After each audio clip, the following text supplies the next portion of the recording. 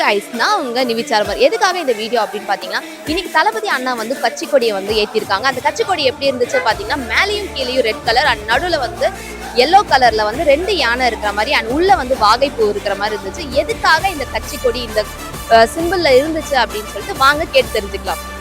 நான் தளபதி அண்ணா வந்து இன்னைக்கு கட்சி கொடி ஏற்றிருக்காங்க. வாகைப்பூ எதனால?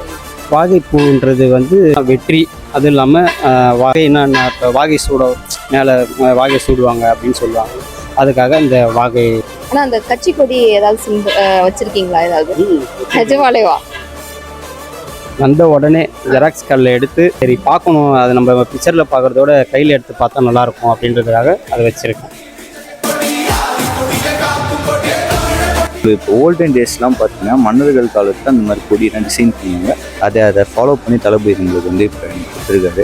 அதில் பார்த்தீங்கன்னா உங்களுக்கு வாகைப்பூ வந்திருக்கு இடப்பட்டு 2 சைடு 2 யானை போட்டிருக்காரு. சென்ட்ரல் வந்து எல்லோ மார்க்கு, மேலே ரெண்டுமே பார்த்தீங்கன்னா ரெட் கலரில் பண்ணியிருக்காரு. நல்லா இருக்கு பார்க்க, எல்லா கொடியும் வேறு நல்லா இருக்கு, டிஃப்ரெண்ட்டாக யூனிக்காக பண்ணியிருக்காங்க. வாகைப்பூன்னு சொல்கிறாங்க அந்த சிம்பிள். பழைய பண்பாடாக கொண்டு வரப்பா, கோல்டன் டேஸ் மறக்கக்கூடாது. இந்த காலத்தில் எப்படி போர் நடந்ததோ அதே போர் வந்து இந்த நாட்டில் வந்து இன்னும் சுத்தமாக வேணும், நல்லா பண்ணணும்.